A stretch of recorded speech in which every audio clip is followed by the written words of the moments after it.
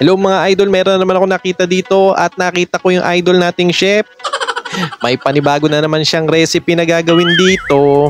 At eto na nga, niready na niya yung atay, hiniwa-hiwa na niya sa gilid-gilid.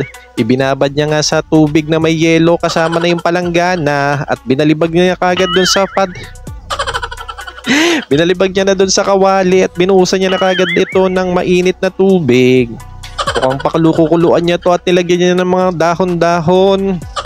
Para saan naman kaya tong tinidor na to? Pampaswerte ba yon?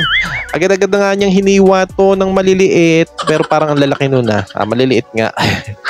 Napakasarap talaga niyan mga idol dahil isa yan sa paborito kong pagkain.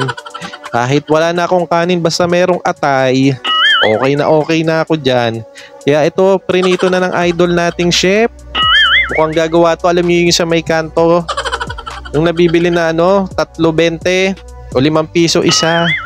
Ang sarap ng pagkakagawa nito at ito talaga yung inaantay ko, yung paborito niyang sausawan yung sobrang napakaanghang. Hindi pa yan makokontento, lalagyan niya pa ng malalaking sili yan. Buti naman wala. Naglagay lang siya ng kamatis at pampalasa. Anong dahon kaya inilagay niya doon? Pero napakasustansya ng mga nilalagay ng idol chef natin dito. Kahit na sobrang anghang ng mga niluluto niya, maganda naman din yun sa puso. Kasi mapapump yung puso mo. Titibok yun sa iba. At ito nga, meron na namang inikot-ikot yung idol chef natin dito. Ano kayang tawag dito sa ginagawa niya? Nilagyan niya pa ng marami, hindi pa siya nakontento. At ayan, pinaikot-ikot niya na naman ulit yung chopstick niya. Stick. At ito na nga, matatapos na tong ginagawa niya. Nagpakulo ulit siya. Meron palang pusit.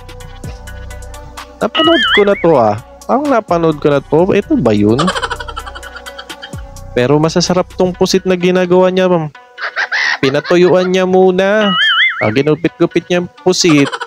Iba pala yung napanood ko.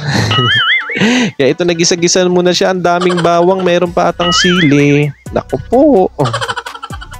Wala pang sili pala. Duling lang ako. Kaya panoorin natin. Meron naman siya yung sili. Ito na talaga yung sili na inaabangan ko. Pero sa totoo lang mga idol, gustong-gusto ko talaga matikman to. Kasi mukhang masarap talaga tong ginagawa ng ating chef idol. Ayan na nga, nilagay niya na yung maliliit na pusit. Ang sarap niyan kung i-adobo. Isa rin yan sa paborito ko. Ang sarap-sarap. Kailan ko kaya matitikman yan? Wow! Diba? Wow! Ang ganda ng pagkakaluto ng atay. 3 dish ang nagawa ng idol chef natin.